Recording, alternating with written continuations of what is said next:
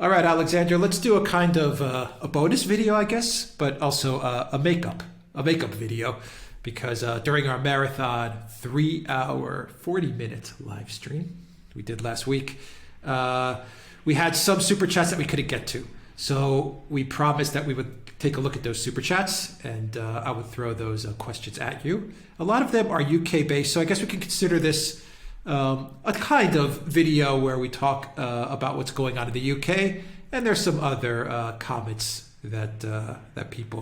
comments and questions that people wanted to ask us, our viewers wanted to ask us, and so let's just jump right into it, Alexander, and let's start with a super chat from Mark Steele, and I'm taking this from where I think we left off. Maybe I'm repeating some of these questions, but it's all right. It'll make for an interesting video discussion. So Mark Steele asked, do you lads think these new developments, in other words, Biden and Putin and everything that happened last week, could lead to war between US and Russia-China? I don't think so. I think that ultimately and in the end, the Pentagon, the officials in the Pentagon, the military people are wise enough, or at least they have a clear enough understanding of military realities to understand that an armed conflict would be such a total disaster and would fail. I mean, Russia has the capabilities to destroy the United States in an afternoon. It is a major nuclear power. China has a much smaller nuclear arsenal than Russia does, but it still has a nuclear arsenal. It could devastate large parts of the United States. And in conventional terms, conventional military terms, I think everybody who studied the situation in the South China Sea and in the Eastern Pacific accepts and agrees that the military balance there is starting to shift against the United States and the Western powers. This despite the fact that Prime Minister Boris Johnson is now talking about sending a British aircraft carrier to fly the flag there and help the United States in that conflict. So I think that ultimately we are not going to see a conflict, military conflicts, either in Europe or in the Far East. Having said that, that's what I think, that's what I believe, but the risk of something going badly wrong is always there. I mean, we have US naval exercises, for example, and US ships patrolling the Black Sea, very close to Russian ports, which of course the Russians see as highly provocative. We've seen the US trying to conduct naval exercises in the Baltic and talking about surrounding the Russian enclave of Kaliningrad and launching attacks upon it. We've even seen talk about the US trying to project itself into the Russian Arctic, and the US Navy actually carried out again exercises, or tried to carry out exercises in these northern waters last year. All of this is deeply provocative, and we have flights by aircraft from both sides, and they become very close to each other. And certain of these, events with aircraft have almost led to out-and-out confrontations. And it's taken the training and skill of the pilots on both sides to avoid things getting worse. So the possibility of a very dangerous accident is there. And also some of the language that has been pouring out of Washington and London especially has been so vitriolic that it does sometimes make me wonder whether people who use it really know what they're saying. And there's also concerns, one has to have concerns about what some people might want to try in places like Syria and Ukraine. So I can't say that the possibility of armed conflict is totally ruled out, but I think it is becoming less likely by the day. I think it is already unlikely, but I think it is becoming less likely by the day because, one, the consequences of a conflict would be potentially so catastrophic, and two, the military balance anyway is shifting. with the rise of Chinese power in the East and the growth of Russian military power in the West. All right, from Johnny Wishbone, both the USA and Canada are going down a very dangerous path. Both countries have leadership that do not speak to the real issues of the economy and national security. Liberalism kills. I completely agree. I think that's an excellent point.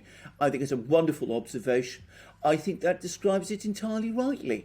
I have to say, and I've been reading a lot of the commentary that's appeared in some sections of the media, both in the United States and in Britain, by the way, about the economic plans that the Biden administration has. And I think this commentary and those plans are completely detached from reality. People are just losing it. I think they've lost any grasp of economic reality, of economic fundamentals. And when you do this kind of thing, it's going to have very, very bad results.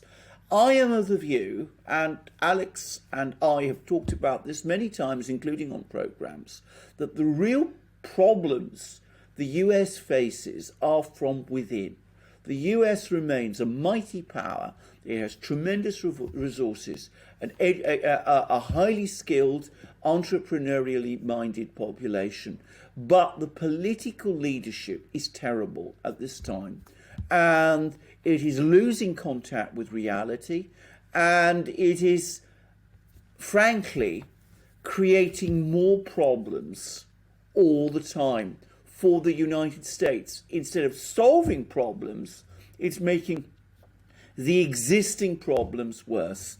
And the same, of course, is true of Canada, except that Canada, under Justin Trudeau, let's be straightforwardly, has had a head start. Yeah, well, the title from the Star is Canada joins the US, UK, and EU and hits Chinese officials with sanctions over Xinjiang. Yes. Human rights abuses. Exactly. I mean, apparently there was some pushback against this within the European Union. Some people, we don't know who, perhaps they were the Hungarians or someone else, came along and said, well, is this really, is this really sensible? What's it going to achieve? It's not going to change Chinese policy in any way. It's just going to make the Chinese angry. And the Chinese becoming angry will mean that the Chinese continue to build their relations with Russia. It's not as if we're even really talking in the EU about standing up to China in any significant way. We've just agreed a massive trade deal with them. So this kind of token behavior, which provokes and annoys, but actually achieves nothing, is completely misconceived. And that, of course, is what happened in Canada when the Canadians went off and arrested Chinese executives and took all sorts of actions against Chinese officials and ended up getting Canadians in China arrested and imprisoned and prosecuted in all sorts of ways. But ultimately, if you don't have the power to enforce your will on China, then these kind of nitpicks on China just provoke it, and they provoke it to no useful purpose. And I'm afraid it's symptomatic of that reality of so much of Western policy nowadays. It's virtue signalling, of which, of course, Justin Trudeau is the grand master. It's virtue signalling and it's grandstanding. It is, as Shakespeare would have said, a tale told by an idiot, full of sound and fury, signifying nothing. Yeah, it's also not coherent or consistent because on the one hand, you have these sanctions against China from Canada. On the flip side, you have reports that the Chinese military is actually allowed to train inside Canada. So, I mean, it just doesn't make any sense. If you're going to go down a path or a road, go down that path or road and at least deliver consistent foreign policy instead of this. I don't even want to call it a balancing act. It's schizophrenic in a way. They don't want to do that, and there's multiple reasons why. On the one hand, they don't want to do that because, of course, if they do, then they will lose economic and commercial contacts.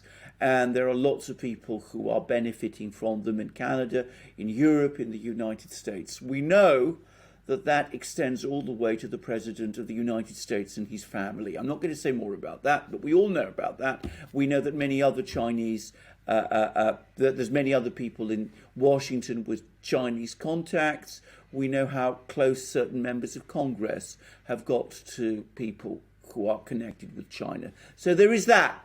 But they don't want to do that either for one other reason, which is that, of course, if they take that full step, if they say China is an adversary, Russia is an adversary, we're not going to trade with them, we're not going to deal with them in any kind of way, we're going to return to the kind of situation we had during the Cold War with Russia and China, they are in effect admitting that the unipolar moment has passed and that there is another world of Russia and China and their allies. And they don't want to do that. Because if they do that, then they are admitting that the unipolar moment itself is over and the world is again divided into two blocks. So the result is complete policy incoherence, because they can't abide the Chinese, they viscerally loathe the Russians, but they at the same time have economic interests that tie them to China, and they have this ideological constraint that if they accept that the world is divided into blocks, then they admit that globalization and the unipolar moment have ended, have failed. Exactly. So that's why their policy is so incoherent. Yeah. All right. From Guitar Man 22, keep up the great work. I'm a long-time watcher from Arkansas. I love your unique perspective and commentary. Thanks for providing a good alternative to the fake news for an international perspective and commentary. Thank you very much for that. What a wonderful comment. Thank you so much. Thank you. And let's see, what else did we talk about, or do we need to talk about from that marathon session? Let's do the UK, some UK questions. From Anatoly, opinion on the new law to curb protests in the UK. An incredibly disturbing thing, actually. And I'm very glad somebody has brought this up, because, of course, again, we have the British government, let's face it, is one of the most... it's the government that most routinely strikes poses when other people put restrictions on demonstrations and protests in their own countries. Well, the proposal that's now been outlined by the British government, and which I strongly suspect is going to become law before very long, says that if you hold a protest, you can't do it in a way that causes any disruption, that impedes in any way economic activity or the work of any organisation, or causes anybody inconvenience. Now, if you restrict protest in that kind of way, then you make meaningful protest virtually impossible. Not just virtually impossible, actually impossible. So, in effect, this is a law that basically bans protests. I mean, I can't put it more straightforwardly than this. Now, in practice, I think the British police, who are very sensible people by and large, will understand that whatever law certain politicians in London want to pass, if they enforce it in that kind of, across-the-board fashion, especially in London, they could end up having serious trouble on the streets. And they understand, the British police are very well, very, very well informed about this, that the correct thing to do is to try and come to agreements with protesters and to hold protests in an organised fashion. But the pressure to crack down from the politicians in Westminster is growing all the time, and it is becoming dangerous. So to give an example, and it's one that's been attracted massive attention in Britain, there was a murder a few weeks ago of a woman in London called Sarah Everard. This led to a protest vigil on her behalf. I would say that the suspect who's been arrested and charged with her murder is a police officer. I'm not going to name him, and I want to repeat again what I always say: he is innocent until proved guilty. But anyway, the fact that a police officer, a serving police officer, has been charged, made this protest, shall we say, even more of an event.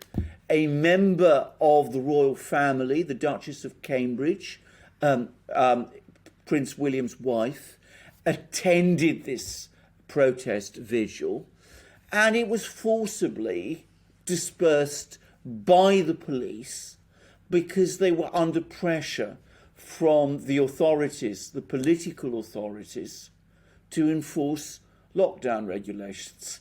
And this has created a massive uproar and massive outcry. And the police, in effect, are being caught in the middle, and they're going to find, with this terrible new law, that they're going to be put under even greater pressure going forward. And one wonders how restrictive and repressive this is going to go. But certainly, it looks to me increasingly as if, well, first of all, this law is an appalling one. But secondly, there is now a challenge to civil rights, to freedom of expression in Britain of a quality that we have never seen before. And this law is just an example of that. And I'm sure that there are more which will come. All right, from the English Loyalists, what are the chances of seeing a renewed UK-Russia alliance against that continental system called the EU?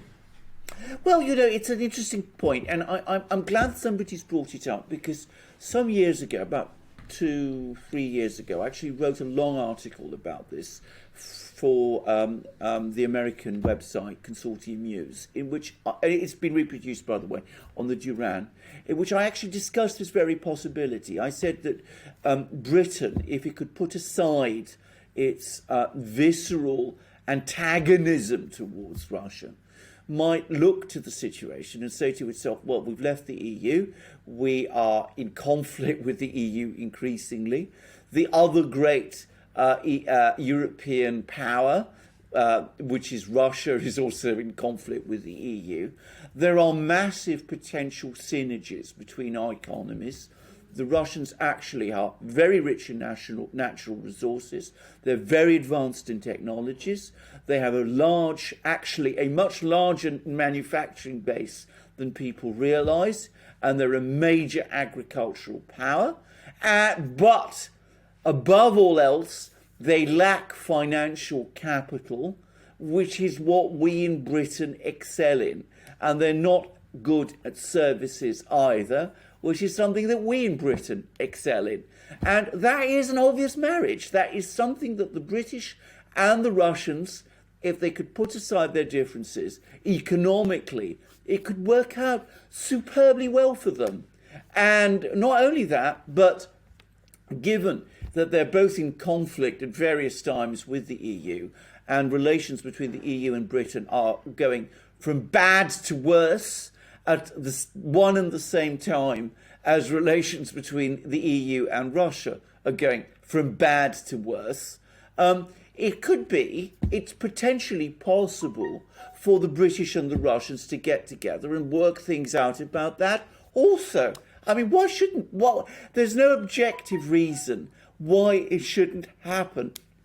And by the way, whenever the Russians and the British have worked together in the past, in the Napoleonic Wars, in the Second World War, whenever, they've actually found that they can work quite well together.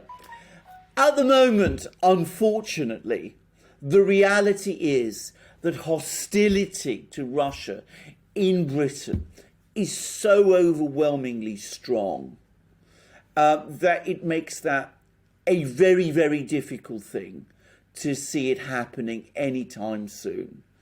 But who knows? Things can change. Boris Johnson, the Prime Minister himself, has sometimes dropped hints that he would be open to that sort of thing. Maybe one day it will happen. And if it does, and the British and the Russians start working with each other, I think they will find, it may surprise them both, that they actually work together quite well. And who knows, they might even learn to like each other. I'm not saying I expect that to happen soon. A lot has to change in the meantime. And there are many, many opponents to seeing it happen, especially in Britain. But conceivably, it might even happen one day. Certainly, the objective realities, the underlying facts, point to the advantage for both countries of doing it.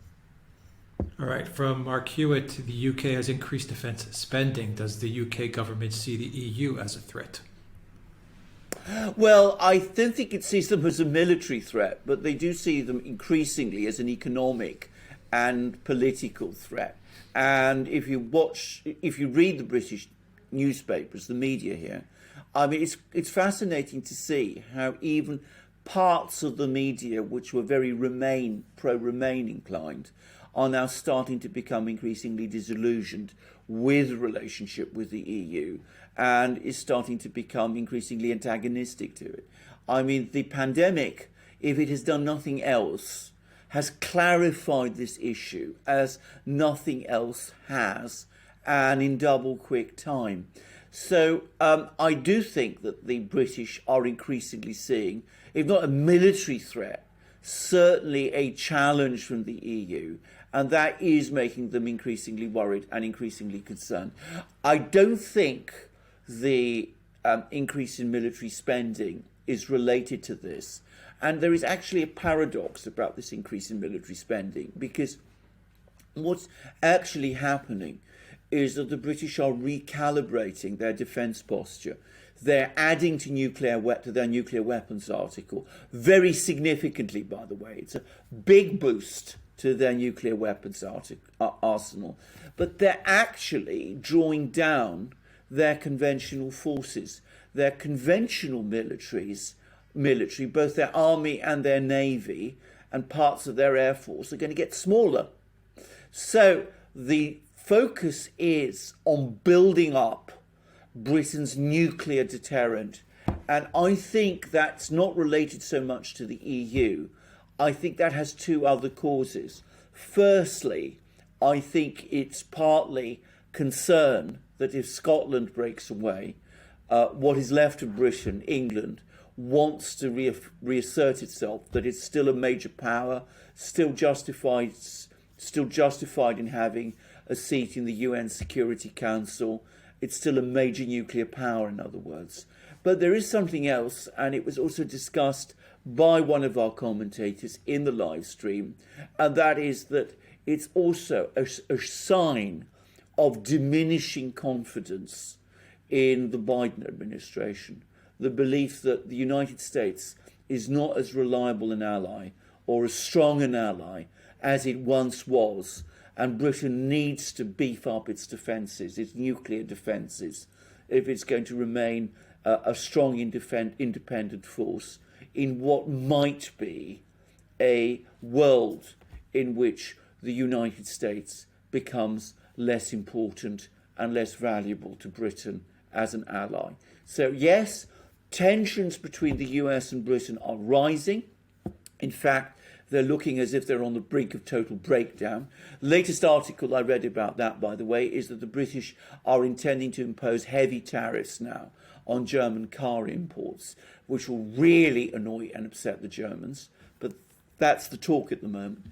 But I don't think that's a military challenge. I don't think that's related to the rise in defence spending. I think that the rise in defence spending is because the British sense a change in the geostrategic environment, which means that they have to rely more on their strategic nuclear deterrent and less on the United States.